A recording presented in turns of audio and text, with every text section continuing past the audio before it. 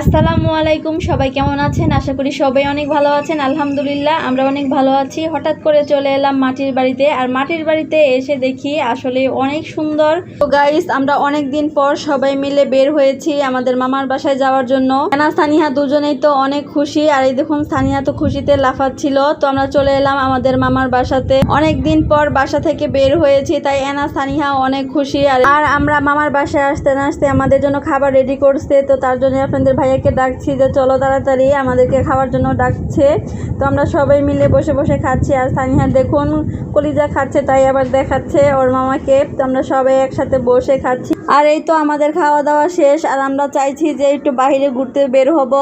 আর এই দেখুন কত বছর আগেকার যে একটা খেজুর গাছ, খেজুর গাছটা অনেক বয়স হয়েছে, তাই দেখতে কেমন যেন হয়েছে। তো সানিহাও আমার সাথে ঘুরে ঘুরে দেখছে। এখানে প্রচুর গাছপালা, অনেক বড় একটা বাগান, অনেক ভালো লাগছে। তো আমরা হাঁটতে হাঁটতে দেখতে পেলাম রাস্তায় একটা বিড়াল, আর বিড়ালটা দেখে সানিহা দেখুন ভয় পাচ্ছে, আবার সামনে যাচ্ছে। তো আমি বললাম, বিড়ালটা তুমি ধরতে চাও তাহলে আসো। আর সানিহা যে ওই মাত্র বিড়ালের কাছে আসছে, আর বিড়ালটা দৌড়ে চলে গেল। আর মাটির ঘর যে এতটা যে দেখতে সুন্দর হয় আমার ভাবনাই ছিল না। তো মাটির ঘরটার সাইড দিয়ে যখন আসছিলাম ভাবছিলাম যে কেমন না কেমন হবে, কিন্তু ভিতরে এসে দেখি এত সুন্দর বাড়িটা, আমার কাছে অনেক ভালো লাগছে। এখানে ছিল অনেক সুন্দর একটা রঙ্গন গাছ, এটা ছিল গোলাপি কালারের ফুল, রঙ্গন ফুল। এনা সানিহা দুজনেই ধরছিল। আর মাটির ঘরের সামনে যেতে দেখতে পেলাম ঘরের সামনে তালা ঝুলছে, তার মানে এটা একটা পরিত্যক্ত বাড়ি, এই বাড়িতে কেউই থাকে না। তবে এটা অনেক আগেকার করা। তবে যাই হোক, আমার কাছে অনেক ভালো লাগছে। আপনারা কে কে মাটির ঘর দেখেছেন অবশ্যই কমেন্ট করে জানাবেন। আপনাদের ভাইয়াও তো এই মাটির ঘর বাড়ি দেখে সে অনেক খুশি, কারণ আমাদের এরকম মাটির ঘর বাড়ি দেখা হয়নি। এই প্রথমেই আমরা এরকম মাটির ঘর বাড়ি দেখলাম।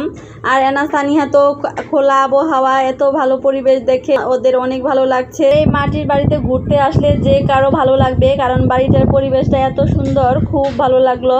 তো এনা সানিহা দুজনেই এটা সেটা ধরতেই আছে। এই দেখুন সানিহা একটা ফুল ছিঁড়ে তাই দিয়ে খেলছে। তো আমরা সামনের দিকে হাঁটতে হাঁটতে দেখুন কিছু গাছ দেখতে পেলাম, আর গাছগুলো অনেক পুরাতন। তো আমরা সামনের দিকে হাঁটতে থাকি, আর দেখতে পেলাম সবুজের সমারোহ। এখানে সবুজ ঘাসে ভরপুর, দেখতে যে কতটা সুন্দর লাগছে।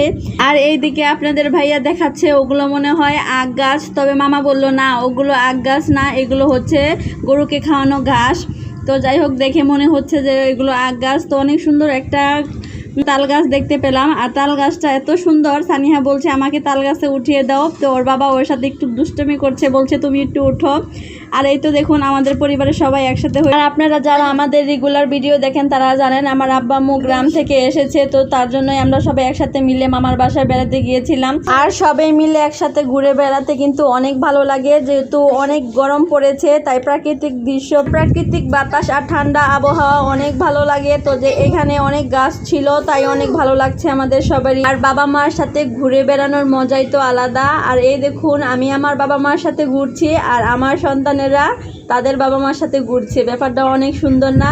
আর প্রকৃতির সাথে মনে হয় আমরা মিশে একাকার হয়ে গেছি। আর এই তো এখন আকাশে একটা বিমান দেখা যাচ্ছে, আর সবাই বিমানের দিকে তাকিয়ে আছে, কারণ অনেক নিচ দিয়ে যাচ্ছিল। আর আমাদের পিছনে যে বড় বড় সবুজ ঘাসগুলো দেখতে পাচ্ছেন, তো সেই গাছগুলো নিয়ে সানিহার সাথে একটু মজা করা হচ্ছে। সানিহার বাবা সানিহাকে বলছে যে তুমি সবুজের বুকে লাল, কারণ তুমি লাল ড্রেস পরেছ। আর এই তো আমাদের ঘোরাফেরা করতে করতে এখন বিকাল হয়ে গেছে, আমাদের বাসার আসার সময় হয়ে গেছে, আর আমরা সবাই বাসার উদ্দেশ্যে চলে যাচ্ছি। তো গাইস, আমাদের ভিডিওটি যদি আপনাদের ভালো লেগে থাকে অবশ্যই একটা লাইক এবং শেয়ার দিয়ে পাশেই থাকবেন। সবাই ভালো থাকবেন, সুস্থ থাকবেন। আল্লাহ হাফেজ।